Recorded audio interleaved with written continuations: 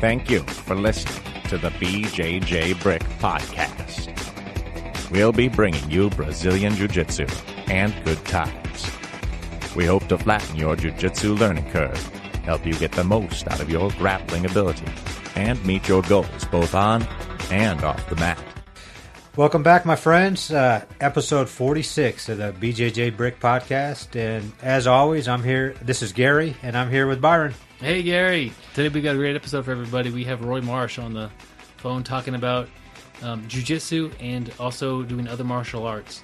And if you remember, we also had Roy back on episode 17, way back episode 17, and his student Brian Freeman in episode 16. So he's been a friend of the show for a long time, and great discussion we're going to have today with him. Yep, you guys are going to love it. Even if you've never considered doing another martial art, what he's talking about, you may consider by the end of it, but you'll learn more about Jiu-Jitsu just listening to how he's went out, learned other things, and then came back, and it'll help you out. He talks a lot about concepts versus just the regular techniques and how you can integrate them into your own game. Gary, do you have a quote for us this week? Yes, definitely. Is it a nice short one or a little bit longer? This one's a little bit longer here.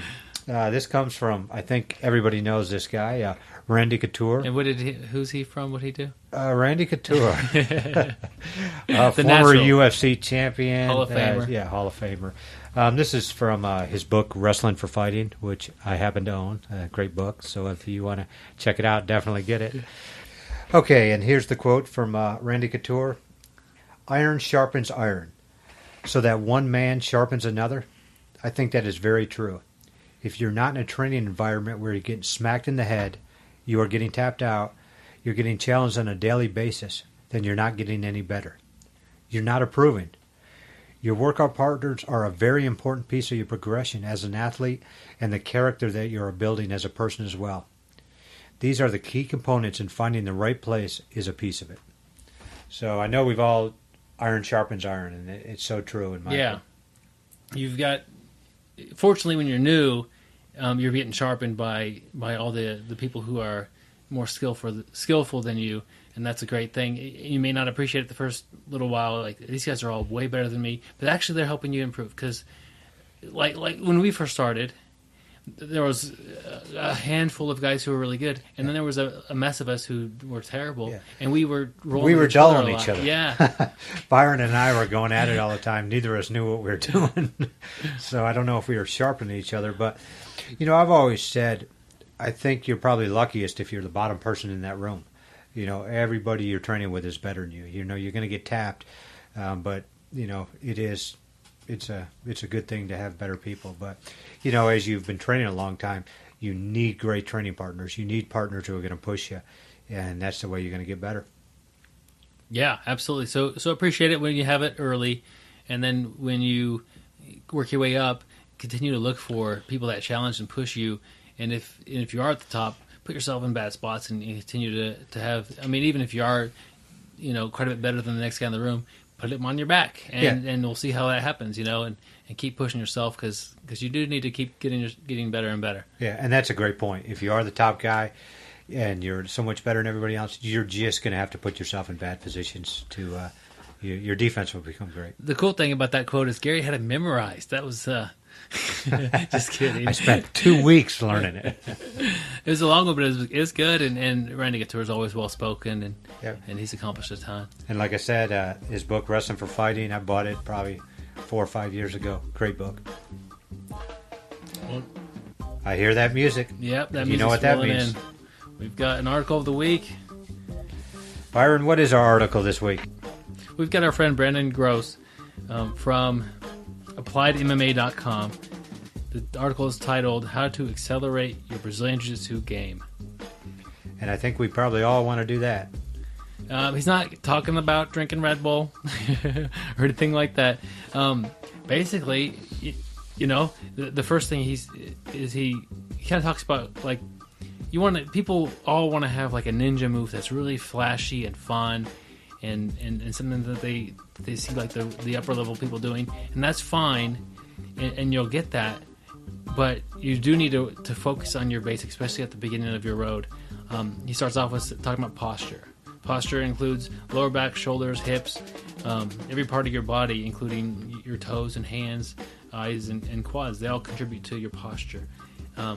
Both in you having posture, and if you're trying to break some posture down, keep that in mind that, just by attacking one of those, you could kind of like a chain, take their posture apart. But you always need to have good posture, otherwise you're not going to get past the opening seconds of bad posture. Yeah. And then he talks about, base and balance there also. And I remember, my first instructor, I always wanted to learn, the ninja move, the great submissions. He would always tell me, no base, no case. And that sticks to me today.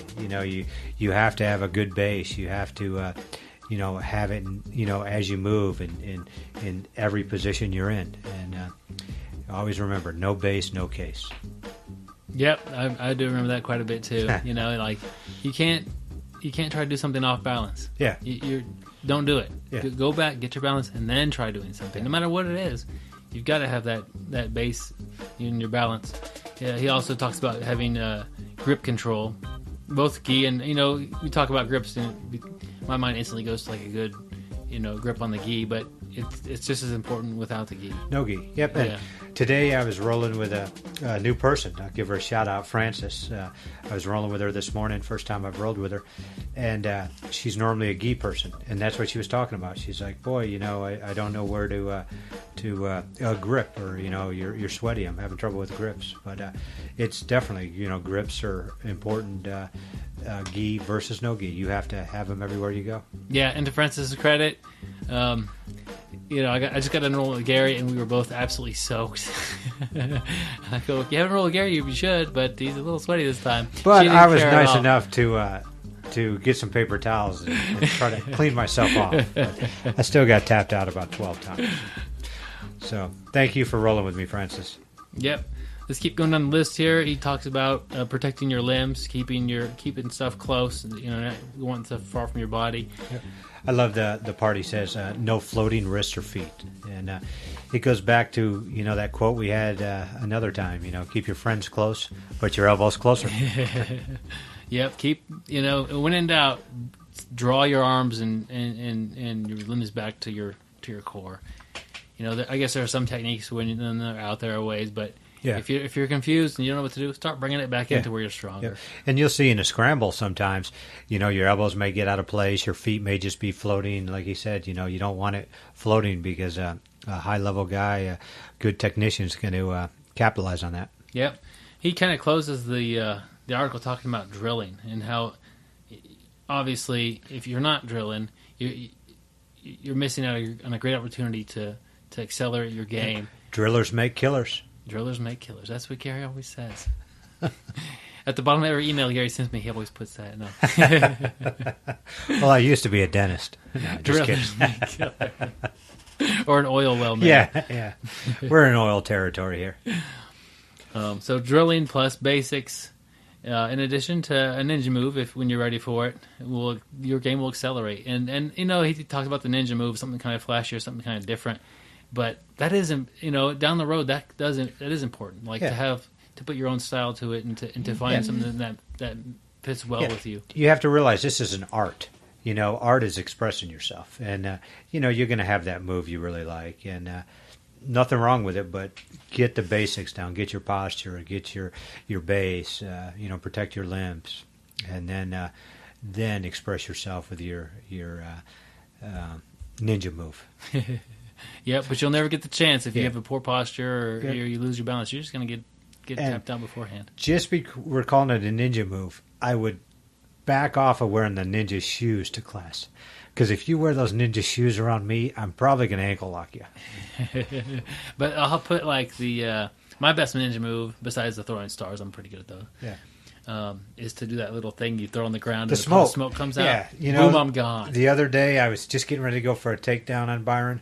He did the smoke, and I ran right into the wall. Yep. Sprained my neck. 2 days later, I'm on his back. He didn't even know where I came from. Yep. Yeah, it was. I was waiting behind him in his back of the seat of his car the whole time. We got a little off topic there, which we're known to do. That's how ninjas do it. They're sneaky. Yeah. So. Yep. It's jiu-jitsu is about being sneaky. So. And waiting 2 days in the back of somebody's car. Yep. So. Yeah. Byron's got a lot of patience and no job. No, he does have a job. I got to do a little podcasting every now and then, too. So let's go ahead. We're getting a lot off topic. So we just got done talking to Roy minutes ago, and it's an outstanding interview, guys. He covers, I don't know how many martial arts he's done and learned about, but it's a lot. And yeah, he's just a martial artist. Like he said, he likes to learn. He's as I said, he's a martial arts geek, which basically means he wants to learn. He doesn't just step in an art to learn a move or two. He wants to learn the history of it and learn the concepts and techniques. Yep. And when you guys get done with this episode, if you are new to the podcast, we first welcome you to the podcast and thanks for listening. But head right over to episode 17, and I'll put a link to that in the show notes, and listen to him the first time we had him on. That was a really good time too. I mean, that's why we had him back. Yeah, definitely. Yeah. So we'll go ahead and roll that interview, guys.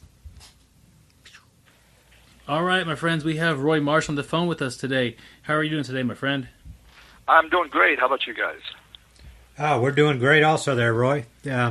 We appreciate you, coming back on the show, and for all the listeners out there, we had Roy way back in episode 17. He was one of our earlier visitors, and correct me if I'm wrong, Byron, he'll be the first person to be on twice. Is that correct? I think that's right. Roy? Wow, that's really cool. That's really cool. Yeah, that's awesome. But, well, I had a blast the last time, so hopefully we'll have a good time this time too. We did also, and that's why you're the first guy on twice. If somebody hasn't listened to the first episode with you on, could you just tell them who you are a little bit? Sure. Okay, so my name is Roy Marsh, and I am a black belt under Royce Gracie. I'm part of a team in North Carolina called Team ROC. ROC stands for Reality of Combat. We have schools all through the Carolinas. We do a lot of work with the military. We do a lot of MMA. We're sort of an old school jiu-jitsu, but also very generally across the board a very goofy and fun team to be on. So I run one of the Team ROC teams here in Southern Pines, which is basically right next to Fort Bragg, sort of on the other side from Fayetteville, Fort Bragg. And just been training since, I think, 2001, early 2001. And done competitions, do a lot, like I said, a lot of military work, do a lot of self-defense. Just tremendously enjoy jiu-jitsu in the community.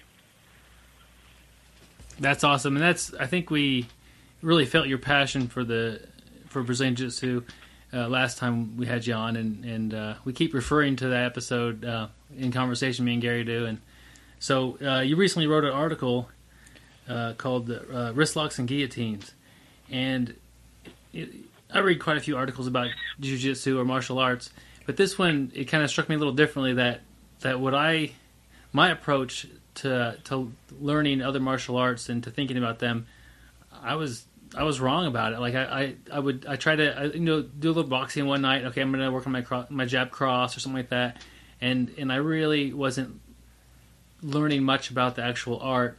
I was just trying to learn like a move and not understand why the move works and stuff like that. And that's your article really taught me a lot about the way I was thinking about approaching other martial arts.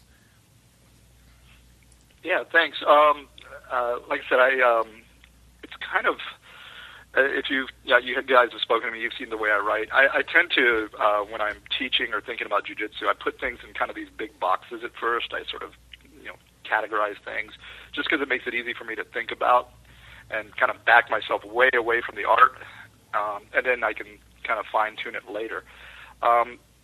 And so I do that with a lot of the concepts, and then I train these other martial arts, and I started feeling those concepts bleeding into jiu-jitsu or vice versa. And it sort of made me understand, like you said, you've seen a lot of people, they'll cross-train, and especially the MMA guys, or bad MMA, right? They'll go, okay, we're going to go to jiu-jitsu class, we're going to learn a triangle, we're going to learn, an elbow roll, we're going to go to Muay Thai class, we're going to learn a teep and a round kick and a Thai clinch, we're going to go to wrestling, we're going to learn a single and a double, and now I'm a great MMA fighter. And I had an instructor one time who said, if you go to the first grade 4 times, you're not a fourth grader.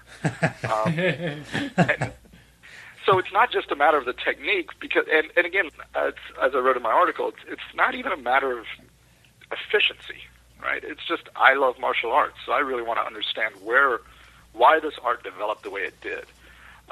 And that's going to help me understand why this technique is done the way it's done, which will give me a better understanding not only of the technique, but how I can apply those concepts to other techniques.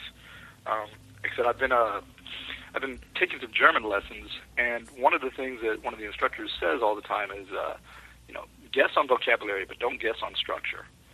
And so, I can sort of fake it with techniques, but if I understand the concepts and the structure, I can make my own techniques work, and I can apply them across the board. So I started really, the reason I said Wristlocks and Guillotines is I was actually, as I told you, I was going to write about something else, involving actually Wristlocks and Guillotines, both of which I tend to do a lot. And, I do Wristlocks just kind of almost as a goofy thing, but I started realizing why I'm doing them. And, but then the other art I tend to do a lot is Hapkido. And so when I teach Hapkido, I teach the concepts, and I realize there's a lot of conceptual similarities between Jiu-Jitsu and Hapkido. They're both grappling arts. And, in fact, a lot of the standing self-defense of Jiu-Jitsu, there's a lot of similarities with Hapkido moves.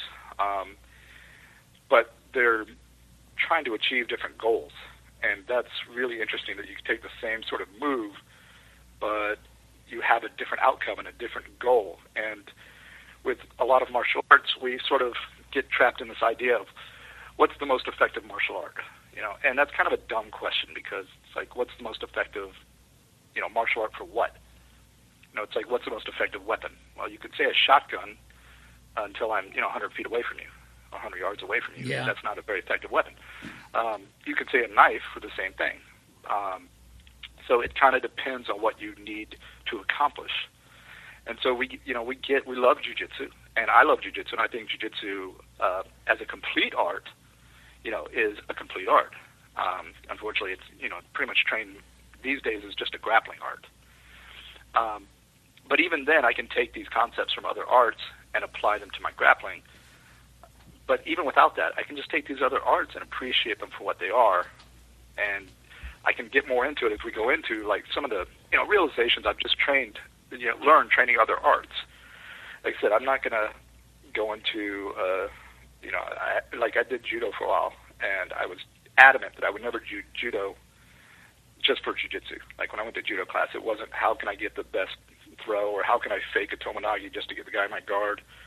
I was willing to get my ass tossed around just trying to figure out a lot of the moves. And what I realized later was it wasn't even the moves that I needed.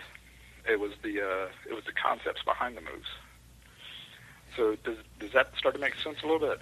Yeah, definitely. And, you're talking about the judo and the concepts behind the moves. What I really liked in that article, the Wristlocks and Guillotines, you were talking about in judo the off-balancing. And right. It really made me think a lot. And, you were talking about how you use that off-balancing now that you learned so much in judo to set up your sweeps. And it just made me think, I hit my sweeps, and it's, off-balancing is like in wrestling. You're trying to off-balance a guy, right. Get his arms up, attack the legs. But I realized that, boy, I thought my sweeps were pretty good. It seems like I'm getting them. But I'm just going for them. I'm not off-balancing or setting anything up. And that really made me think about my game and how I could put that, just that little concept you said, and make my sweeps so much better. Yeah, no, I play with off-balancing so much. Like, I always tell my students that you should always be threatening your opponent. And what I mean by that is not just submissions, right? The problem sometimes with jiu-jitsu is we just think about the submission. And, yes. And to me, jiu-jitsu, submission is actually one of the least important things. Jiu-jitsu is an art of control. If I can control you, I can submit you, I can punch you, I can do all these things. So I'm always trying to fight for control of you and stop you from getting control of me. So the threat levels that I'm always trying to present you is either off-balancing you, moving to a better position, submitting you, breaking your controls, causing you just pain. Sometimes I don't have a submission, but it's a heavy cross face or it's, a tight pressure. and you've got to deal with that. But kind of for me, after really focusing on kind of the off-balancing, what I really like is when basically I don't even really try, I don't sweep you. I just off-balance you so much that when I move and you try to follow me, you basically fall. Does that make sense? Like I'll play butterfly and I'll be pushing, pulling, and then you lean back so far, I just do that little cheap seat, I just sit up into you. Yeah. Fall over. That's it's always not really a sweep, but it's a sweep. Yeah. You know? And that's because I've kept you off balance the whole time instead of really just sitting there. I'm going to get my over-unders, I'm going to yank you as tight as I can to me, and then I'm going to throw you over. that works up to a certain level. Or even if it does work at a higher level, it causes so much strength and so much energy that I feel like, I've done all the work and the other person hasn't really had to do much work. Yeah, that's awesome. That's when you've got great concepts. You're really good at the art. Like you said, when you're just sweeping somebody, you've just off balance them so much that they fall over, and that's impressive. Yeah, it's like I remember going to the judo club one time, and there was a very high level black belt there, and I could do pretty well with most of the judo guys, especially if I was just trying not to get thrown, which I try not to do. But this guy, like every time I even stepped close to him, I was airborne, and I never even felt anything. It was kind of beautiful. I'd just be in the air, kind of laughing. I was like, that was amazing. Just his his ability to just time my balance. There was no real force. Some of the other black belts, they'd throw me, and you'd feel that, like, real hard, step in, hard throw. And it looked like I just kind of was walking towards him and fell over. It looked like magic. I like what you said. You were in the middle of the air, and you had a smile on your face. Absolutely. Yeah. I was laughing most of the time when I was rolling, when I was doing randori with him. You have such great respect for that technique, and you're just like, I can't believe somebody is just effortlessly doing this, and I can't even feel it. It's that's what's so cool about the arts is everybody. You smile, you appreciate it so much, and even though you're getting thrown, you're just like, this is great. Right, and we can go into something else that's sort of like I said, I pick a lot of these concepts up more than I do the techniques, because I'm never going to be probably a high level kickboxer, super high-level competitive kickboxer, high-level, NCAA collegiate wrestler. So it's more about kind of understanding the concepts for me that I can apply to the few techniques I am going to employ. And, I have a good friend of mine, John Reese. He's a Muay Thai instructor in Raleigh. And sometimes before open mat, he and I will get together and we'll spar a few rounds. And the thing I realized that I'd stopped doing with my grappling part of jiu-jitsu was, basically the difference between a lot of these arts is the amount of control you have. Okay, so jiu-jitsu, the reason it's so great for self-defense and fighting is we have a lot of control of each other. You can't really surprise me too much. When we're sparring and I don't have any contact with you, I can't grab you, I can't hold you, I can't really stuff your responses. I can't control your actions. Does that make sense? Yes. So when we're sparring, I had to be able to read what he was doing. I had to see where he was making his mistakes. I had to visually watch how he reacted to my kicks, and I had to be aware of his feints, and I had to feint him a lot, and fake things and things you do some in jiu-jitsu. I mean, we definitely do it, but the thing is, if you're out moving me and you're out feinting me and you're tricking me in jiu-jitsu, I can basically just smother you and stop all that. I have that kind of back thing where, okay, I'm tired of this, I'm just going to hold on to you really tight. In the stand-up, I don't have that. So I have to keep playing that game under his terms. I have to get smart at watching, okay, every time he's throwing that right round, he's dropping his left hand. Okay, how can I capitalize on that? Whereas on the ground, sometimes I don't need to. I can just kind of, control you and not deal with those problems. So it was really nice to be able to start to think about, okay, what if I can't control these problems, or just visually thinking about and setting him up for more mistakes and doing more feints and watching his reactions to certain things, which I do. I wrote about this a while. I do, but I really started focusing on that more. If you get side control, does he try to roll away? Does he try to turn in? Does he always look for a single leg? Does he look to go to guard? When you attack an arm, does he pull his arm in tight or does he drop it by his hip? All these kind of things you can start watching as opposed to just, I'm going to lock you down and I don't care what you're trying to do. So does that make sense? Yes, definitely.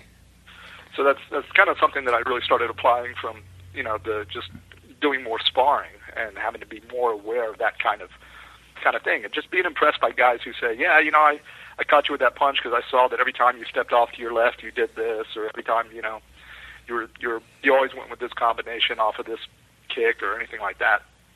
It really impressed me because I don't think I do that as much on the ground as I should. Yeah, you said a little bit ago when you were training judo, you didn't want to learn judo to do it in jiu-jitsu. You wanted to learn judo for judo. Exactly. How was the learning process different, and what were you doing differently than if you were to just try to learn a throw or two to add to your jiu-jitsu game? Well, okay, so it's like this. I have a friend of mine, a guy I know, and he did a judo tournament, and he went out there, and he's a white belt in judo, but he's a black belt in jiu-jitsu, and he went out there and won it, right? Because basically he would just fake a tomonagi, pull him into his guard, and submit the guy. And I see no point in it. Yeah. It's the way that, back in the day you would have wrestlers shoot in, take you down, stand back up, back out, shoot in, take you down, stand up, back out. Yeah.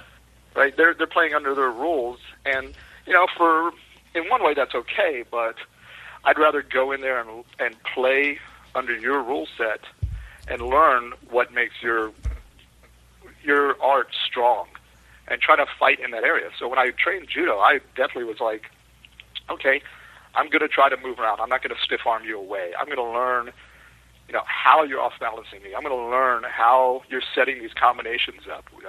These reactions that everybody makes, right? You step in for that ojigari. I'm always going to step back if I don't want to get swept. And that turns into a different throw. So that was something that, I was really adamant about. I wrote about this in the article. I believe you should train the complete art. Because if you just pick it apart, you really don't understand the art. You're just seeing, a small part. But isn't there, a parable about, the blind man feeling the elephant? Different parts. He thinks it's a different thing. You have to see the whole art to really understand it. And also just to give respect to the art itself. If judo has developed over, all this time, or any art, karate or whatever, it developed this way for a reason. And rather than just kind of going, well, these parts are stupid, I'm just going to take the parts that work, quote unquote, and again, that's works for what? MMA or, your art? And again, that's fine, it's just not my mindset. I would rather, go into a Muay Thai class and learn traditional Muay Thai. They keep their elbows higher than we would want to. They have different stance. They're a little higher than, you would want to for MMA. All these different things, but I would want to learn it that way, and then maybe even learn the history of it, why it developed this way. Because you're going to pick up those concepts when you learn something completely. If you just learn random techniques, it's like, going to Mexico and learning cat and house and tortilla. You're not going to really be able to speak to anybody. You're going to just be able to point around and say cat, house, tortilla. And I like what you're saying there too. Learn to, go in, show respect for the art, learn it, and it goes back to what we were talking about a couple minutes ago about the off balancing. When you know it that well, then you can kind of combine it into your jiu-jitsu if jiu-jitsu is your main one. Like you're figuring out, using the off balancing, to make my sweeps better, and that's what I thought so cool about your article there. You learn it so well that you combine them. You combine the concept. Now you didn't just go out there just to learn one throw. The system so well. You've learned just the concepts, which makes it that much better. To take the art and to learn another art individually, and then if you want to mix them, it'll mix better, and you won't find yourself in a house ordering a cat tortilla. Yeah, exactly. Like I said, I do Hapkido, right? And it's an art that doesn't take nearly as long to get a black belt in, of course, as jiu-jitsu, and some people won't think it's effective because if you take a Hapkido guy, you fight a jiu-jitsu guy in a straight up fight, most times the jiu-jitsu guy would win. At least the old school guys, who actually did the stand up portion and everything like that. Yeah. But if you're a jiu-jitsu guy and you need to escort a guy out of a club, I mean, are you going to, half guard him out of the club? Butt scoop. the other thing too is like when I was doing Hapkido, again, I'm starting to think about these concepts as they apply. If I had just learned, okay, here's an outside wrist lock, here's a gooseneck, here's a couple things, I wouldn't understand some of the concepts that later helped me a lot. Like one thing that I wrote about in the article that I understand is Hapkido joint locks are usually used for a different purpose. They're not usually used to break somebody's arm or shoulder or wrist. It may happen, but usually it's used to manipulate their movement. Right? You do the joint lock to put them on the ground, or you do the joint lock to walk them, move them somewhere through pain compliance. And that's a very different concept than on the ground, where we're usually using it to finish the fight. Okay, so both have their validities. Both definitely have their, what you can use them for. And what I learned was, okay, by manipulating the joint and trying to move people around or take somebody down, I started understanding how the joints are connected. So I turn your wrist out. Okay, it brings your elbow in. When your elbow comes in, your shoulder drops. When your shoulder drops, your weight goes down on that knee. It starts to buckle that knee. Okay, so I started understanding this whole chain of connection from your knee to your wrist that I could use maybe on the ground more. So maybe it wouldn't help me to finish a joint lock, but it might help me to turn you over or roll you or move you on the ground into a position where I could finish. Does that make sense? Yeah, definitely. I like that. Like you said with the Hapkido, a lot of times it's just to move somebody. But you do that move, like you said, you've seen how the whole body reacts. You may not finish the move, but next thing you know, you've got the back. And as you go for the back, you're finishing with a choke or an arm bar or whatever. But yeah, it's like you said, it's a whole chain. You turn the arm, the shoulder, drops, the knee buckles. You knee tap, take them off that way, and next thing you know, you're in a controlled position. Yeah, or even on the ground, where I can understand by, we do it obviously, but like now I understand really forcing that elbow in is an easy way to get their shoulder to drop, which is an easy way to go back to judo, off balance them, right? Mm-hmm. We put them into what I'll usually, when I do teach sweeps, I talk about, basically there's two kinds of sweeps, trips and stretches, right? And trip, I'm either going to trip you over something I block, or I'm going to do what I call an invisible trip, where I put so much weight on your leg that you can't step it up to stop the sweep. So even though there's nothing blocking you, you still go over there, over that leg, just like an osotogari in judo, right? You put so much weight on the back leg, they can't pick it up to step back so that you have time to bring your leg through and sweep them back or throw them back. And so kind of all these concepts start helping me in each different art. I'm just a little curious. I'm a wrist lock guy myself, and I think that we are in the minority. Not a lot of jiu-jitsu people spend the time, or it's like, everybody likes chokes, arm bars are good, foot locks are a little bit sometimes like I don't really do foot locks. Maybe some people do, some people don't. And then like wrist locks are like another step below the foot lock. People exactly, it's like really don't like them sometimes. Like I got a thing I say when I do a wrist lock with somebody. I don't do wrist locks to make friends, so you're my friend already. That's why I'm wrist locking you, because people don't like them. Like they're kind of ugly, kind of mean. But what about your Hapkido, for like an example, has helped you with your wrist locks for jiu-jitsu? Okay, well, let me tell you one quick story before that.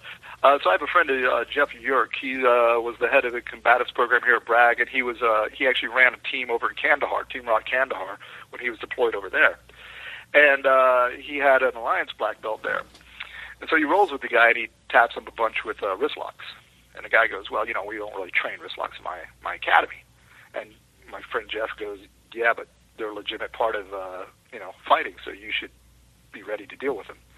And I thought that was just kind of funny because, if you're not ready to deal with something, you're going to be unprepared for a reality.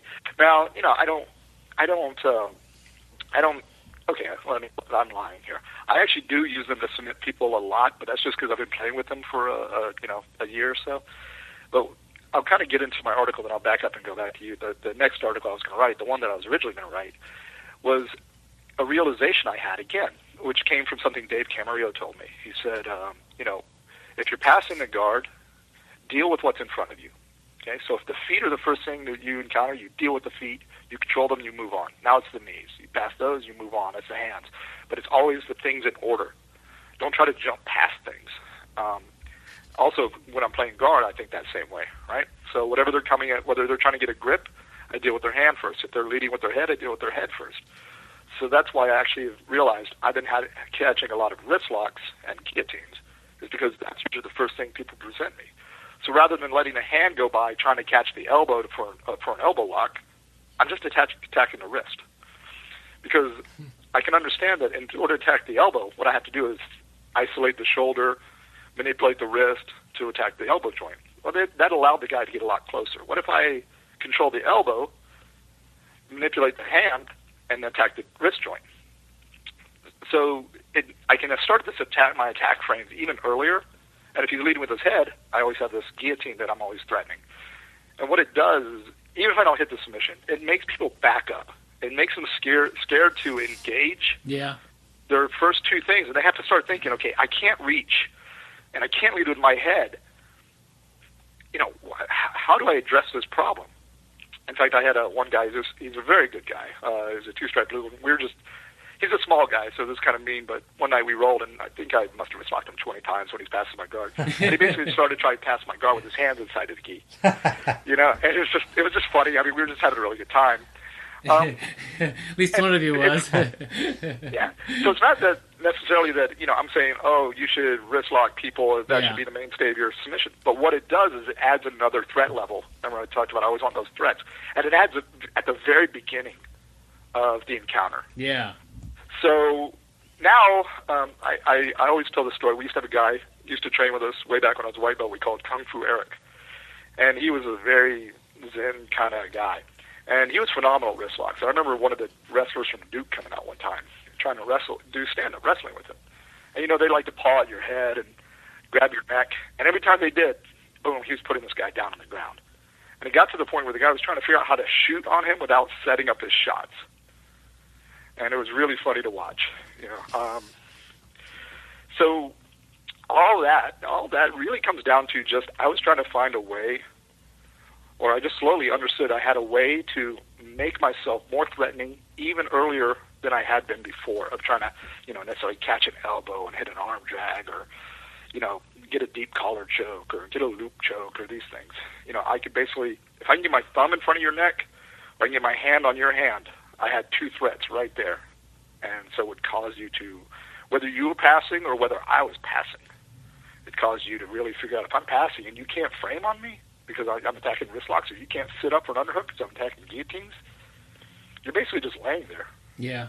I do like your legs. the after you've attacked with the wrist lock or two, you kind of, if they're not used to it, they kind of take a step back and they're like, now what do I do that's safe? Like, they're trying to figure out a different way to pass or a different way to play their game that is a little bit unusual for them because they haven't started. They start to set up their pass or their technique, and they've got hit with this, and now they have to do it a little bit differently because it's not fun anymore. Like, I think he's talking about me this morning because he was going from wrist lock to wrist lock, and pretty soon I was like, I've got to. I'm too much, and like you said, really, I was on the defensive. He was, attacking, and I didn't really think of it till you just explained it. As I was reaching, he was dealing with what was in front of him and going in order. My hand was the first thing there, and that's basically what happened to me. I had to figure out another way. It's like I would, like you said, I had to back off and start a whole new game plan. I'm lucky I can even write and type right now. Yeah. Well, it's like I one reason to also, of course, study other arts is the realm of fighting you don't know is where you will die. I tell all my students, like I've got a kid here. He's a phenom. Been training with me since he's 9. He's 17. Won the Worlds last year. And I said, if you put Manny Pacquiao with Alec, is the kid's name, on the ground, Manny's a phenomenal boxer, but he's a day one jiu-jitsu guy. Alec will destroy him in under a minute. Now, of course, if you let Manny stand back up, he's going to kill everybody within 2 miles. So it's where it's where you have to be prepared for it. Now, we do work with Alec on defending striking and getting to the clinch or backing away, and that's what the whole Gracie striking system is based on is distance management, not being in the power zone. But you could be the world's greatest wrestler, and you fight a 12-year-old Filipino knife fighter, and you have no idea how to deal with a knife. because you say, oh, that's all stupid, but you don't know how to deal with a knife, you're in deep trouble. Yeah. If you don't know how to deal with a wrestler, I remember, back in the day listening to karate guys. I had actually a karate instructor tell me one time, well, I'm just not going to let him take me to the ground. Like, it's not really your choice, Yeah. If he's a wrestler, he decides. And for you to just go, well, I'm not going to do that, it's kind of just putting your head in the sand. Absolutely. So, Yeah, and I like what you were saying too. The guy, one of your friends there that was at Team Rock Kandahar, where hey, in my gym we don't train wristlocks. You need to train wristlocks. You need to train footlocks. You need to, as you were saying, in that realm, you need to train everything to be a complete grappler. yeah, especially by the time you're a brown belt or black belt. Yeah. I wouldn't teach white belts, necessarily a whole lot of footlocks or wristlocks because I'm more concerned with them getting a good dominant control position, right? But by the time you're, a brown belt or black belt, you should have a pretty good understanding of, if nothing else, those dangers. Like, I believe that there are some things that are very effective for self-defense. We talked about this. I'm very self-defense oriented. But I also don't believe in, having a gap in my students' knowledge.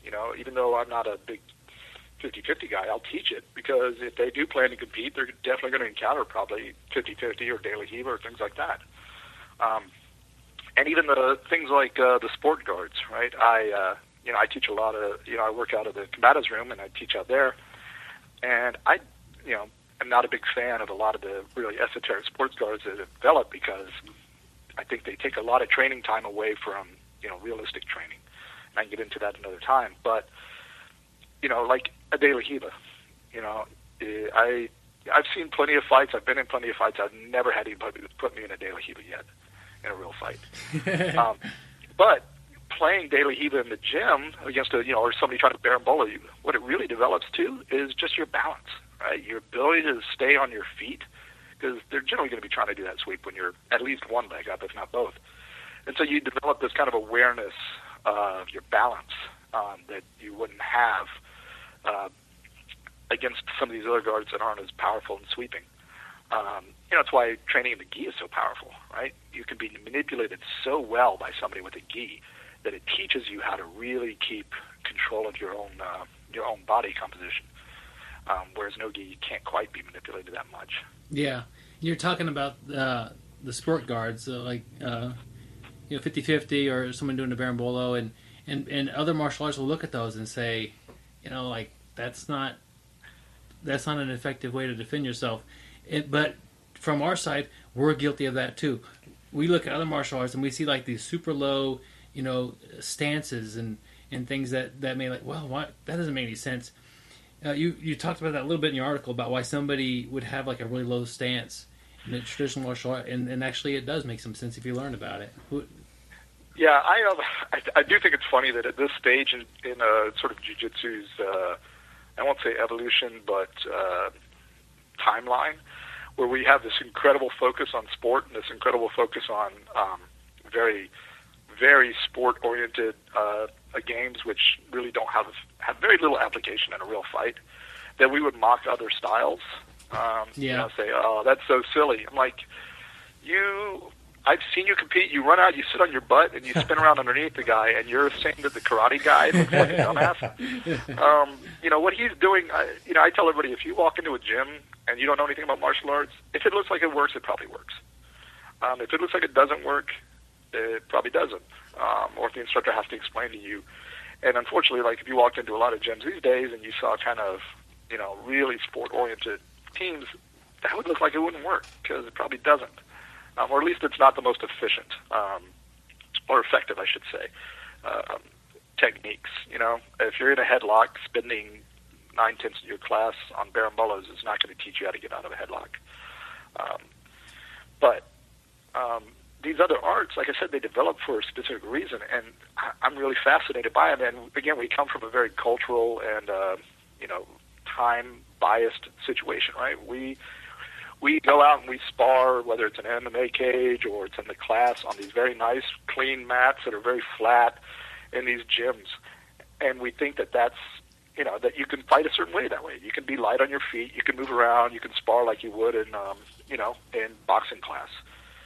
But like you take, I mentioned in the arts, you take some of the Indonesian styles and some of the Chinese styles where they have these very low stances, right? And people will make fun of these stances. They don't understand that at the time those stances were developed, one of the problems was they were always fighting on very unstable surfaces, whether it was very muddy terrain, very, sometimes on small boats, things like that, where if you try to be bouncing around light on your feet like you would in boxing class, you would just be on your ass in a second.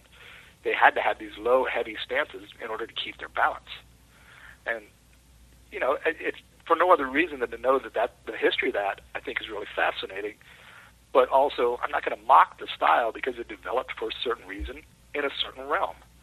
And, does it have application today where we have, nice streets and, a lot of flat surfaces? Maybe not. But I also don't fight in a, 24-foot, cage all the time wherever I get in a fight. So, you have to kind of view, you have to take that word, what's real and what's realistic, with a huge grain of salt, or at least understand that it changes tremendously depending on just even small differences in the scenarios. Yeah, and I like what you were talking about the history behind, low stances. You might have been fighting on boats or somewhere where you needed great balance. And it goes back to what you were talking about, learning the history behind the art, being a great student, learning everything. And, knowledge is power. You're learning about that art. And because I got to admit, I would have probably been this guy like, boy, that low stance, that's ridiculous. And I would have blown it off. This has now gotten me to think, like, maybe sometimes if I see something that, in another art, I just need to take the step and go study it, learn a little bit about it instead of just making a comment. And, thank you for bringing that up because I just realized that I was probably one of those people, I would make that comment without knowing what was going on. And I'm going to make sure I do research and before talking, find out a little bit about it, learn about it. Yeah, because the thing is, like I said, you can take something from any art, and I don't mean a technique, because if you do, you're just putting random techniques together. That's not really going to help you at all. But if you take a concept, but let me actually mention a technique, just so where I had a kind of understanding of the history of the technique, made me appreciate it more. In Hapkido, there's a technique they call a brush trap. You throw a straight punch, one hand basically brushes the arm out of the way, and the other hand catches it. And I'd come from a different style where basically off that straight punch, you basically just tried to trap the hand. There was no brush. And I was like, why are they wasting time with this extra step? And then I realized that the technique actually comes from Kali Eskrima, because they borrowed the technique from Kali Eskrima. They were very upfront about that. And in Kali, it's a knife fighting style. All their hand techniques are based on knife attacks. So the idea was if you were stabbing at me with a knife, my first hand cut your hand to get you to drop the knife while the other hand trapped it. So the brush was actually a cut. And so for me, I found that really fascinating. Okay, now I understand why they're doing the brush trap. It's because they don't want to teach you one technique for a knife and one technique for a hand technique. So you're going to do the same thing, cut, trap, or brush, trap. Does that make sense? Yes, definitely. And so I just, I was really, okay, now I understand why they're doing this. And for me, it was, if nothing else, like I said, if nothing else, I'm into martial arts. I just thought it was fascinating, and I just, okay, this is really cool now. And it maybe gave me an understanding of some of the other techniques. Okay, well, these techniques are also based off the knife. Okay, this is why they're doing this, and this is why they're doing this. And also maybe I hadn't done a lot of knife fighting, but now I had this hand technique that if I ever did have to do something with a knife, maybe I already had the kind of the muscle memory built in to do that quick cut, trap motion. But again, like we're talking about kind of concepts or even just training techniques. I used to do Kung Fu a lot, and I still do some. And one of the things that we would do is this thing called sticky hands, right? And people will make fun of all this, but what it really helped me develop was just that concept of always being connected to my opponent, right? The idea with sticky hands, if they move away, you stick with them. If they come towards you, you back away, but you never lose contact, right? Because the idea is that the more contact I have with you, the more I can predict your actions. And so it did two things for me. One is when I would roll with people, right, instead of like pressure, space, pressure, space, pressure, space, I never lost contact between our bodies. And so a lot of times when I roll people, I feel a lot heavier, and I gas people out a lot more than people who are actually heavier than me and squeezing a lot harder, because I never gave them that up and down of pressure, no pressure, pressure, no pressure. There was always contact. It also gave you no space to escape. And it's just that history of that concept of, even if I'm rolling across you or moving to the side, I try to just always be in contact. And it helped me a lot. And the other thing it helped is with that training style, one of the things you're always trying to do is be outside the arms. Right? You don't want to be between the arms because you're dealing with punches, you're dealing with a lot more weapons. So if you're outside, say, his left arm, his right arm has to cross over to get to you. And basically that's how I take backs. It's exactly the same. I get outside your arm, and I'm on your back once I'm outside your arms. So that training of always trying to move to the outside of the arms really helped me with my back takes, and why a lot of people know me for taking the back. So does that make sense too? Yeah, it's interesting as we talk about these different arts that they're all effective for what they're designed for. Like we the common one for jiu-jitsu is the berimbolo. It's like, but that works great for what it's designed for. It'll work. But if it's, so the low stance works what it's designed for. All these have, and a lot of these arts are really old, and they have a lot of time and test behind them. And sometimes you have to discover why they do it, like you said about the brush technique. Like, well, it doesn't make any sense to do that. Well, if you take the time and learn about it, you realize that it is effective for what it was designed for, to deal with a knife. Right. And to say that it's not effective today, that could be true, but again, effective for what? Like I tell everybody, let's take one of the best fighting things you could do, right? Boxing. Go to a good boxing gym. Okay? And then that's a very effective art, right? But for self-defense, how effective is it? If you get in some sort of conflict with somebody, not even a violent conflict, you basically only have one weapon at your disposal, right? Punch them. Okay? And if that could lead to all kinds of legal trouble, I only have one tool at my disposal. I can only hit you, right? I don't have any other way to resolve the problem. Again, if I'm a bouncer and I'm a great boxer, how's that going to help me get you out of the club? Like punch you in the face over and over. Knock them out and drag them out every time. So, again, we're saying, yes, it's a very effective art, but it's a very effective art for a very specific arena. Yeah. It's not that effective if you want to stay out of jail. Or, what if it's like you two guys go out one night, and Derek gets a little out of hand, right? You don't want to sit here and just pound him in the face over and over, right? You can just hold him down. All right, dude, you're drunk. Let's go home. So, I think we, especially in America, we tend to really kind of put everything on a chart, right? This is better than this. This is better than this. This is better than this. And that, you change one thing on that chart, and that all changes. But then you have the same exact people then going, yeah, but this is better than this. They have to have that list for whatever reason. And, I love Aikido, right? I think it's a beautiful art. I haven't studied it as much as I'd like to.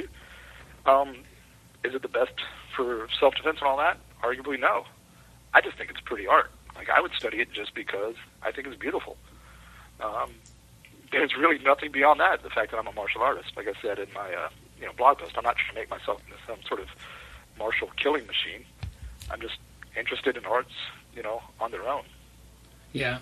Let's have kind of a big question here for you, but I think it'll be good for people that are listening. They do jiu-jitsu. Most of our audience does jiu-jitsu only. Like they're right. They're in that world. And if you listen to you talk about these different arts, could you kind of describe maybe a few arts that may be fun to learn about and to try, just to see what they're like, and maybe just kind of give a little idea about what each one is, maybe just 3 or 4, and what you've learned about it and what you've liked about learning other arts, so that maybe that if they want to go look into something in addition to jiu-jitsu, they have an idea of maybe what would be fun for them. Sure. The one problem, of course, with some of the arts is, you get pretty bad representations in the U.S., right? Yeah. There was actually a time that Taekwondo wasn't just an after-school, something after school for kids named, Travis and Tyler. It was actually an somewhat effective art, So it's hard to say, but I've done Hapkido, I've done Kung Fu, I've done Judo, I've done some karate, I've done a little bit of Aikido, and Kali Eskrima, and I really am fascinated by them all. I wish I could spend a lot more time doing them. Like one I would love to do is Kendo, that Japanese sword fighting, just because it's so different than anything I do. But I would suggest if you're doing jiu-jitsu only, do a striking style. And what I mean by that is, let me not misspeak. Jiu-jitsu, true jiu-jitsu has striking, okay? But its striking is for a different purpose. The jiu-jitsu striking is for self-defense, meaning it's meant to either keep great distance or get the clinch. Okay, it's not meant to, we're going to spar and I'm going to try to knock you out. But maybe a style that is focused on that. So whether it's Muay Thai, boxing, karate, I would do some of the. I would do a Kung Fu. Most guys who I know would probably hate me saying that, but just because it's so different and it's so fun. I mean, just it's a pretty style, like it's pretty arts. I mean, depending on, of course, what you do. Just a whole different. It's like traveling. If you're American, you're like, I want to go to Canada. I'm like, okay, but it's basically the same as here. Go somewhere that's completely outside your comfort zone, because that is the great thing about martial arts, right? I may never get to China, but if I can go train Kung Fu, I can actually learn a little bit about it and get a feel for it. So I would do something like that. I would do, a different kind of grappling art, meaning something like an Aikido or a Hapkido or an Aikijitsu, or Japanese classical Japanese Jiu-Jitsu, something that views the grappling arts differently, with maybe a different purpose. I would do a weapon art. Yeah. Kali Eskrima, or some of the Indonesian knife fighting or stick fighting. Fencing. Fencing is really interesting because you're basically on a narrow runway, so you're not allowed to, again, kind of just move out of the way greatly in things. So you kind of have to deal with this very linear attack style, which would really, I think, sharpen your focus on slight movements to close the distance instead of trying to run around a guy's guard really big. Slight movement, and then you're past his legs. Does that make sense? Yeah. I mean, I know I'm kind of being a little bit up in the air, but I mean, if you really just try to focus on that kind of stuff and understand the art, what it's really good at, I can't see how it couldn't affect your jiu-jitsu in a positive way. Yeah, I just love the way you broke that down. You're on a narrow runway. You're in a linear attack almost. But I like how you said it would be interesting to learn. It's so different. But since you're on that narrow runway, you have to figure out how to get in there in that little space. Like you said, instead of just running around a guard, you're now going to have to be like a surgeon and find a way to, just slide through that guard, attacking it head on. I've never really thought of it that way, and that's awesome. I like that point of view. It's like, let's take point karate or point taekwondo, right? And it is, let's be honest, in a lot of ways it's silly, right? I jump in, I do a little flick. But I can't just hit you anywhere. I have to hit you in very specific places, right? So what does it develop well? Well, it develops precision, right? You take guys like Lyoto Machida, GSP, Anderson Silva, guys like that have very high precision because that is a big part of their background, is a different fighting style. It's not a brawling style or, a power style like a Muay Thai, right? So you take the difference between somebody like Lyoto Machida versus Chris Lieben, right? Lyoto's going to be in and out, and he's going to be incredibly precise. Lieben's going to stand in front of you and just try to maul you. So I'm not saying one is better than the other, but don't say that what Lyoto did doesn't have value. It taught him a very effective skill, in fact, arguably a better skill for self-defense because he's not getting hit, right? He's getting in. His strikes are incredibly accurate because that was the mindset behind the art he did often was, being very precise, being in, being out. Now, of course, when you get it, like I said, in some sort of mall taekwondo class where they're just doing these little teeny tiny kicks at each other, that's different. But that's sort of where that came from, was that idea. Does that make sense?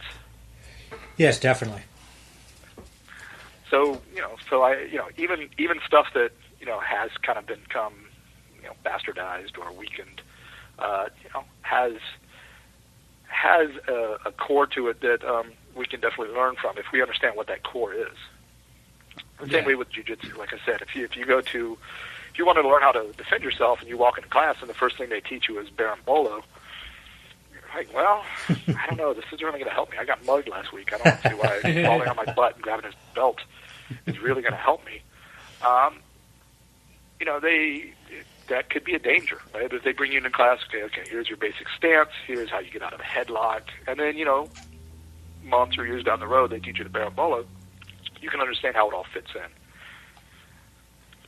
Yeah, that's. I think that's a good way to kind of wrap up the whole thing. You've got to learn the foundation of everything before you start learning the specific things that may be just relevant to the actual art that wouldn't make sense outside of the art. Yeah, no, exactly. Did you guys see that podcast or Budo Jake interview with Rickson Gracie? No, I did not see that. Did you, Byron? He did a 4-part, and something Rickson talked about it. He's developing that new league. Yeah. And he said, the danger with jiu-jitsu right now is that guys are becoming efficient at winning, but not effective in fighting, basically. And I really like that.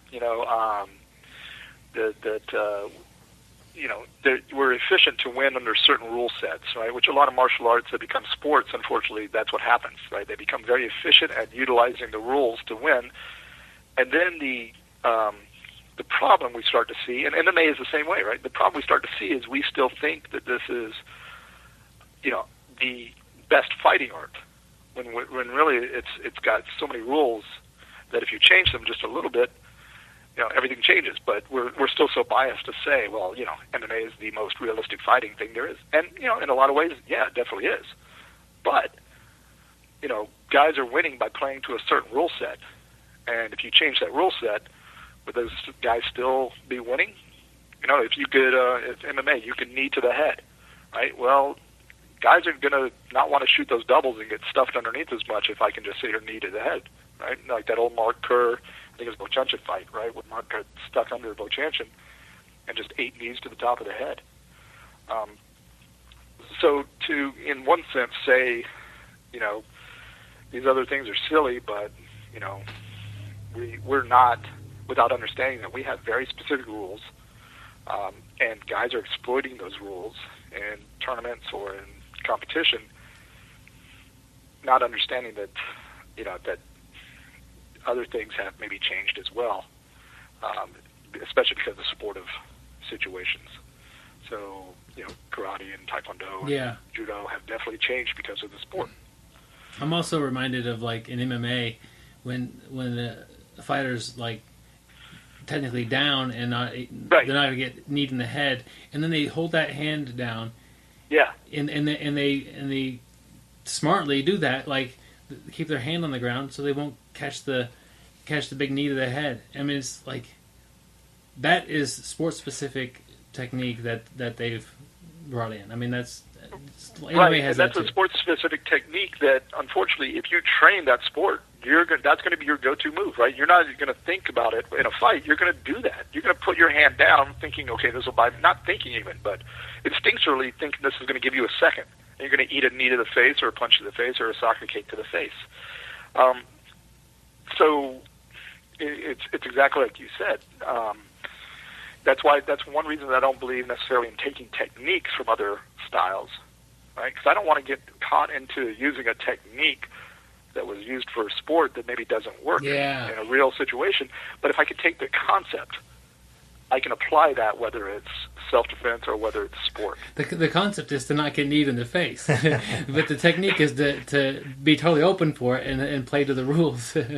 So if you understand that why they're doing that, it's painfully obvious that that's not actually going to block a knee other than the ref jumping in. So that's, right, and yeah. So, like I said, I think you can take concepts universally, but techniques, okay, here's a technique that would work great in no-gi submission, right? No-gi tournaments, right? You hit, if you're a good wrestler, you hit that low outside single. Okay, it's a great takedown, right? Where you just spin in on your knees, you hit the single, you kind of spin behind the guy, you pick the leg up, you run him down. That's great if we're not on pavement, Yeah. You try to hit that Yeah. low spin single on pavement, there's a blood streak 4 feet long that was your knees. So you've got to develop a different kind of takedown game, or at least modify that. But if you understand kind of the principles behind that takedown, you can do it on your knees or on your feet. So that's why I was talking about wrestling, right? I don't want to just learn a technique. I want to learn the principles of the wrestling, right? Of why is the guy falling down? What's unbalancing him? What's stopping him? Staying on his feet. Because that I can apply to different takedowns, whether it's from a clinch, whether it's from my knees, whatever it is. And so, I think when we get judgmental about other styles, right? And I know I'm rambling, but the one quick thing, I was thinking about, who's the most dominant female MMA fighter of all time? This is how fun it has to be. Ronda Rousey. Not really that. Ronda Rousey, right? Yeah. And that's without a gi. Yeah. Now imagine if MMA were done with clothing. Okay. There'd be nobody on the planet that would, for years who would even come close to touching her. Right? She's actually fighting at a huge disadvantage, and yet you'll hear people say all the time, judo is useless for MMA. Right? Well, she took something, and actually she's taking it and weakening it, not because in a real fight, right? Quote unquote, a real fight. In a real fight, is she going to be basically in a sports bra and tight shorts fighting somebody else in the same outfit? Probably not. They're probably going to be wearing clothing. So in a real fight, if you allow Ronda Rousey clothing to work against you as well, you're going to be destroyed even worse. That's a scary thought. Yeah. So to say that judo is useless in a real fight is so dumb because go outside and see how many people are wearing something that you could grab onto. Yeah. But that's that bias again because we think of MMA as being the most realistic. And again, I coach a lot of MMA. I like it a lot, but right there is one huge thing. Guys are basically wearing nothing.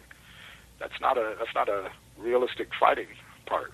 They're on flat surfaces. They're in an enclosed space. They have rest to stand them up. They have rest to stand them up when things get boring. We have a padded mat. They have a padded mat. Exactly. You have rounds. I mean, I was thinking about this the other day. Okay, let me give you another concept really quickly. I know I'm kind of going over. No, you're good. But one thing that I really like, for instance, in Hapkido, right, that they teach, basically there are two kinds of scenarios you're going to deal with when somebody gets a hold of you: breakaways and what they call defenses. Okay, so either I'm trying to just get away from the fight, or I have to finish the fight. And it seems pretty obvious, but when you really think about it, that is basically the two things you're going to do grappling. I'm going to either get you let go, or I'm going to deal with you. And so that idea of I either have to get away from the fight or I absolutely have to finish the fight. In a sport, you could say, or I can get my points and win. And I was thinking about not to, I know he's my instructor, but not to talk about Royce, but think about the different mindset going into a fight that Royce must have had in the first UFC, where you're like, okay, there's going to be no time, no rounds, you have to win. Not like you have to get some points. You have to win. It doesn't matter if it's going to go on for an hour, or if it's going to go on for 10 seconds. Yeah. And if you win, you're going to have to do it again. Yeah. That idea of not just I have to win by a certain rule set, but I have to finish the fight. And they're not going to let me out of this cage. The ref is not going to stand me up. There's going to be no water break until I finish this fight. That's a whole different mindset. Yeah, it is. And are the guys in the early UFCs as technical or as tough as the guys these days? Absolutely not. But that's a whole different fear and mindset that you would have going into the cage back then than you would these days, where you're like, you know what? I can keep it up. I can throw my jabs. I can throw my leg kick. I can circle. If it gets down, I can hold on to the guy and maybe stall it long enough for my corner to tell the ref, come on, he's just stalling, stand him up. Or the crowd to start booing and get the quick stand-up. So, we get so biased, and then things change, and we latch onto that, and we get so biased about it. And so, just as martial artists, I think we constantly, in a lot of ways, kind of give things the benefit of the doubt if we don't understand them. Does that make sense? Definitely makes sense. Yeah, give it the benefit of the doubt. There's probably a reason why it was developed, and if you take the time and learn about it, you probably figure out what's going on. These arts have been around a long time, and they're all for a certain, done for a certain reason. And like Byron said, and you've said, take the time to learn about it, and learn the concepts, learn the history. Yeah, and like I said, the history for me is just purely because I'm a martial arts nerd. If you're not a martial arts nerd, that's cool. Like I went to when I went to NC State, there was a huge debate at the college, right? Some of the people, especially the engineers, are like, we don't see why we have to take history classes and English classes. That's not going to help us. We just want to take the math classes, the science classes, get our degree, get the hell out. And there was the other side, which was, this is university. The goal is to make you a well-rounded person. And also, if you're an engineer and you don't have English, it's not that you're going to need to know Byron and Chaucer and things like this. What English does teach you is how to think critically and how to communicate effectively. And if you're an engineer, I hope you have learned the ability to communicate effectively. If you're telling somebody to build a bridge and you can't communicate very well, that's a problem. But if you're just thinking, I don't need that because you don't understand what English provides, does that make sense? Yeah, you're going to be in a lot of trouble. Yeah, we just want to be well-rounded. Go ahead. Or we just need to be well-rounded, know everything. It's like you said, it's or know why you need to know. Yeah, why? Yeah. Yeah, and so like I said, even if you have no interest, like there are arts that I don't have any interest in studying. That's fine because I could only live so long. But if something has an interest in studying, you have an interest in studying something, don't let kind of the peer pressure of somebody else going, well, that's stupid art. Stop you from studying it. If you want to go down and learn some knife fighting, is that going to help you in a real fight? Probably. I hope not, because I hope you don't have to use a knife. Hey, we're on the mean streets of Wichita, Kansas here. We might have to. Exactly. I don't criticize Gary for learning his scuba dive knife fighting. Exactly. Arts. Hey, I've seen the Sharknado, so I may need it. But I work with the military, and they have as their third weapon a lot of times the certain guys that carry the sock pea knife, right? So they've got to understand how the knife works, and also of course if you're fighting in the military, you're going to deal with guys probably a lot of times, depending on the where you're at, who have knives. Yeah. So Jiu-Jitsu is great, and it does have knife defense techniques. How many people actually practice that? Unfortunately, is really low, right? Most people don't even know about the weapons defenses in Jiu-Jitsu, most Jiu-Jitsu schools, and they're great. They're actually great techniques, but even if it was just purely because you're like, I'm a huge nerd, I love knives, I want to learn knife fighting. Well, why not? Nobody says that.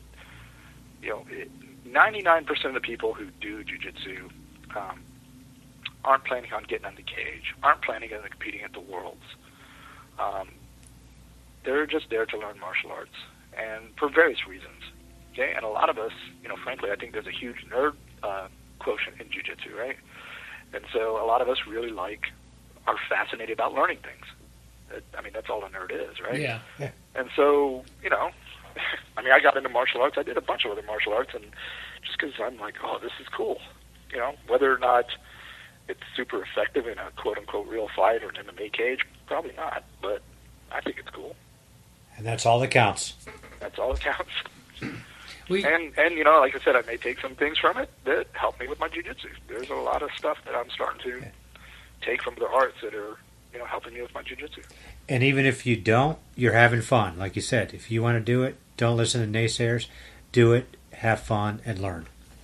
Well, that's exactly, because that's, for instance, I was talking to my buddy Seth Shamp, who runs Triangle Jiu-Jitsu in Durham, and we're talking about that's the biggest thing that we're trying to do for our classes right now is we're trying to make guys who, they're good competitors and they're all this, but the biggest thing is they're having fun. If you're not having fun at your jiu-jitsu class, and most guys are, but, we've all heard about the jiu-jitsu school where guys dread going there because, teachers kind of got a bad attitude or somebody in the class has a bad attitude. And I'm there to have you guys have as much fun as possible. Yeah. I'm reminded of all the talking about the other arts and that they're effective for what they're designed for. Definitely reminded of one of your students, Brian Freeman, and how you were able to help him tailor jiu-jitsu for his needs. Can you just kind of describe what's going on, what I'm talking about there? Yeah, absolutely. So, Brian is handicapped. He has no use of one leg and some use of the other. And when he started doing privates with me, we were just basically focused on the self-defense. And then he got more confident with it and wanted to do more of the actual groundwork grappling stuff. Okay, but we've been working some hands with him. He's actually doing MMA class now too. So he's just gone the whole way. And the beauty of jiu-jitsu is that you don't make yourself fit jiu-jitsu. You can make jiu-jitsu fit you. Okay, so obviously we had to tailor a lot of techniques for him, but anybody has to do that. If you're 5'6", you're going to tailor techniques for you that a 6'6" person wouldn't do. And in fact, that guy I was telling you earlier about that's visiting the other gentleman who's in a wheelchair, and he wanted to do some techniques, and so I showed him some techniques, and I think I was the only guy, he said, of all the people who've shown him stuff that showed him stuff in the wheelchair. Everybody else was kind of focused more on what they think of as jiu-jitsu. So like, okay, come over here, get on the ground, let me show you some stuff. I'm like, no, let's start in the wheelchair. I mean, this is how a lot of times it might start. Yeah.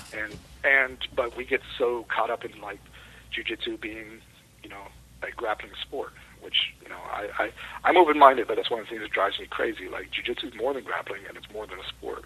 There, all the different areas of jiu-jitsu, the striking, the clinch work, the takedowns. But it was interesting to see that, I guess because I have a different focus, I started from a different area. But we actually I did work a lot of wristlocks with him because he has to focus more on things on the ground, and he has to focus on stopping people. If we are on the ground, stopping people really getting a tight head control of him. So we focus a lot on wrist control and bicep control rather than trying to hit loop chokes from underneath and things like that. We mentioned that you're on episode 17 before, and we actually interviewed Brian on episode 16. Just kind of sum it up real quick. How's Brian doing? Brian is doing phenomenal. He's been competing. He's competed, I guess, 3 tournaments now. That's awesome. That's awesome. Yeah, he's man, that guy is strong as hell, I would say that one. It's one of those beauties of jiu-jitsu. Like, the more you can see him, the more that he does, the more confident he gets. And when you are playing on top and he is able to get his hand in the collar, or especially he gets a hand in the collar, you better watch your ass. He's really got, he's developed what he needs to develop. He already had strong upper body, but now he's really understanding that, okay, I don't have abilities here, let me maximize my abilities here. And of course, because he's been rolling so much, he understands, how to move his body, how to, when you're in danger and when you're not in danger. So he's letting go of things when he doesn't have them anymore. He's actually really gotten good at, basically turning over for a single leg, which is something we worked a lot on. So, and like anybody, but especially, he's just gotten addicted. He's in here basically as often as he can be, training. So, open mats and, pretty much most every class, MMA class. I can't speak highly enough about Brian. That's awesome. Because, he's in pain a lot of times, but he sucks it up and does what he does because, he loves doing it. And, it's easy for somebody like us to do jiu-jitsu, but I think he understands that the more he does, the more it gives other people, maybe in his position or different positions, inspiration to do it. It's the same way that, you always got to have tremendous respect for that woman that walks in the jiu-jitsu class, and she's the first woman in the class. Yeah. Right? Because it can't be easy for her, but you value her because the next woman walks in class is going to see her and say, well, she can do it, I can do it. Yeah. And so Brian, for me, he's like that. I can't, if somebody comes to class and they're like, hey, Brian's doing it and Samantha's doing it, you can do this. as opposed to if I just had a room full of meathead athletes and I ran people out who I didn't feel like were going to be my top competitors. I would never get those other people, and those are the people that need jiu-jitsu. It's absolutely right. It's not just, jiu-jitsu is for everybody, but it's really designed for people that actually need it. Not the athlete. So exactly, keep those people in your school. That's exactly. Yeah, if you take somebody who's just a natural freak athlete, they can do jiu-jitsu as a sport, right? Because they'll never really need it as self-defense. There's my buddy Jacob Whitfield. He's a black belt in Goldsboro, and he kind of got into this whole debate. People were talking about self-defense, and I guess this guy Trumpet Dan wrote this article that these guys at Atos will never need self-defense. If you go over there and get them any of them in a headlock to throw a punch, any of them will be able to deal with you. And Jake's response was like, yeah, because they're all elite athletes. Any elite athlete won't need to learn self-defense, right? That's not who self-defense is for. It's for the other 98, 99% of guys who do jiu-jitsu or who just need self-defense, right? So you're not going to need, of course, if you grab Keenan Cornelius in a headlock, even if he's never learned a headlock, he'll get out. Yeah. Just because of his back. He's a very good black belt. But if you grab just the average 56-year-old blue belt in a headlock, they better drill that, right? Because they're not going to be able to just use their sheer athleticism to get out of it, making something up. That's true. It is for people that actually need it, and we need to keep that in mind. It's not just for the super athletes that we see on the world stage. Roy, how would somebody get a hold of you if they wanted to learn more from you? I have a website now that you can go to. It's www.roymarshjujitsu.com, all one word. So they can check me out there, or they can hit me at roymarshjujitsu@gmail.com. And my doors are always open. I have a very, very apolitical school, meaning anybody can come. There's never any sort of attitude here towards people from other places. I always welcome people from other places. And, I love going to other places to train or teach. Cool. If anybody ever wants to get in touch with me, please do. What else? You've mentioned that you're going to write a part 2 to this article. What else do you have going on? I've just started shooting some YouTube videos, putting those up, because I'm going to be doing I'm still working. I rewrote the thing. A couple things had to change for this back take, or this back DVD that I'm doing. I call it the back game. And so I've started doing some videos just to kind of get used to being in front of the camera and talking before we start shooting that. So hopefully when one of my buddies gets back from a trip, we're going to start shooting that probably late September. And hopefully that'll be out before the end of the year. And depending on how that goes, I may eventually do a guillotine DVD too, because that's something that a lot of people ask me for, guillotine seminars and such, privates. Cool. So that's kind of the other thing I'm doing. And then I'm actually just trying to, for once, actually, have a website and have stuff done and be more than just kind of disorganized. Yeah, definitely. Will let us know when that DVD comes out. We'll mention it on air and maybe even get you on here to talk about it there too. That'd be fantastic. We're always appreciative, that you'll take the time and come out on our show. Man, I love what you guys are doing, for the community, and also, it's getting to talk to other people who love jiu-jitsu. It's I had somebody in class the other day, a new person, and we were all sitting around afterwards talking about jiu-jitsu, and he's kind of looking at us, and I go, yeah, it is a little bit like a cult. Like, once you join, that's all you want to talk about. Without the Kool-Aid. Without the Kool-Aid, right. Without the funny haircuts and the Kool-Aid. Well, okay, some funny haircuts. Well, I actually do have a funny haircut. Yeah, exactly. But I said it'll consume you. You'll think about it all the time. So be ready to either join the cult or not. But no castration either. Well, it's a pleasure talking with you. We appreciate you coming on, and welcome back anytime. Thanks so much, guys. Thanks. Yep. Thank you, Roy. All right, bye-bye. Okay, we know you guys enjoyed that interview with Roy Marsh. That was awesome, and I'm considering, learning a little bit more about martial arts. It's so easy to just keep going and doing jiu-jitsu. It's so fun, but in our limited time, we do spend it at jiu-jitsu. So to take a day off, maybe one in a month, and look at doing something a little different would probably pay off. I don't want to do something every week, but to just try to bring something in. And what he mentioned after we got done talking with him on the actual interview, he mentioned a great tip that we better repeat. He says, if you got 10 guys in your jiu-jitsu class, you can almost guarantee one of them has a black belt in something else. Talk to that person and just have them show you something after class or something, because that would be a real simple way to expand your horizons and learn a little bit more from a person who does have a black belt in another art. Yeah. And that person, since they already do train jiu-jitsu too, if they can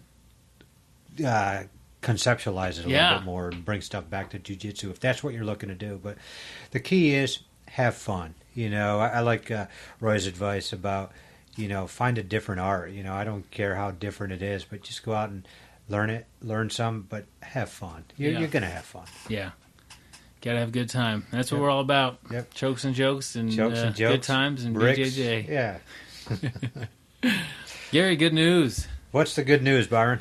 We had our friend Jeff Smith went online and wrote a funny review about us, and I just sent him out a patch a few days ago. So we do have we have some patches, some gi patches, kind of I'd say a little bit on the smaller side. I'll put a picture of it on the website. It says the BJJ Break Podcast, Brazilian Jiu-Jitsu, and Good Times. It has a little logo on there.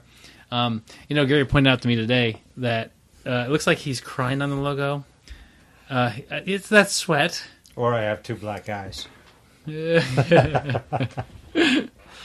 that's funny. I just did get over having a black eye, though, too. Thanks, Miles.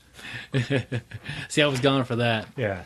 So, but we'll send you out a patch. We'd like 5-star reviews, but give us whatever review you like to give us, and if you write a funny review, we'll send you out a patch. So the best way to do this is just how Jeff did it. He wrote the review. He immediately sent us an email. And I think he also contacted us on Facebook and said, hey, I just wrote this review. I hope you guys like it, and I'd appreciate a patch if you can. And he put his address in there. And, I was actually on vacation when he sent that out. And when I got back, send him the patch. So. Yeah, and definitely, too. I mean, we'll give a shout-out, too. Jeff trains at Sarah Brazilian Jiu-Jitsu in Myrtle Beach, South Carolina. And, his coaches, Frankie Patches and Joe Selecki. So, shout-out to those guys. As Jeff said, Sarah BJJ Myrtle Beach is amazing. So if you're down there, go train with Jeff, go train with his coaches, Frankie and Joe. And so you can't beat that place. And we really do thank you for giving us the review, Jeff, and hope you like the patch. Yep, but we're missing the best part, the actual review, because it is funny. So he titled it Man Dancing. And then he goes on, he says, smooth, sultry sounds of two men talking about rubbing on other sweaty men. Great interviews with other sweaty men from around the world. Lots of amazing info on how to grab sweaty men. All jokes aside, great podcast, 5 stars. Thanks for all the great info. So that's what we're looking for. Something kind of different, kind of funny. And if you would have heard us earlier when we were talking about grips and everything, I do sweat a lot. That's my defense. He sweats. Yeah. So I always he's never known this, but I carry a little bit of salt in my pocket. in my gi shorts, and I just hit him like a slug. Bam! Yeah. he curls up. So that's when he turtles. He doesn't even know why he's turtling. Doesn't even know why. So we've got that going on. So if you want a free patch, hit us up with a funny review. Hopefully it's 5 stars, but give us what you think we've learned. We've got a Facebook page. Just type us up on Facebook, BJJ Brick, and it'll pop up. Yeah. Our email is bjjbrick@gmail.com. That's an easy way to get a hold of us. And definitely, if you have any articles, or even if you have a coach that would like to be on the show, or even if you'd like to be on the show, we're always up for that too. Yeah, we're always trying to find people to interview, and especially articles too, for the article of the week. Or another thing, if you have a quote, we're always looking for quotes. If you have a quote you like, we'll read it on air. We're always searching for quotes. Or send me an email of your quote, and if you want, we'll read it. If you want, we'll call you up and have you talk about it for 2 or 3 minutes, and it'll be real easy for you. Yeah. So, trying to keep it fun, guys, and I think we're doing that. During me and Gary, or Gary and I, are proper English here, every now and then. We're in Wichita, Kansas. So if you're in the area, definitely hit us up on the email. We'll be happy to train with you guys. Yeah, we'd love that. And that would be a good time. Once again, we appreciate you listening. We hope you enjoyed our special guest this week, Roy Marsh, and thank you. Yep, catch us next week. We'll be back, my friends. Thank you for listening. I hope you find the time today to roll. After all, the best way to get better at Brazilian Jiu-Jitsu is to do Brazilian Jiu-Jitsu.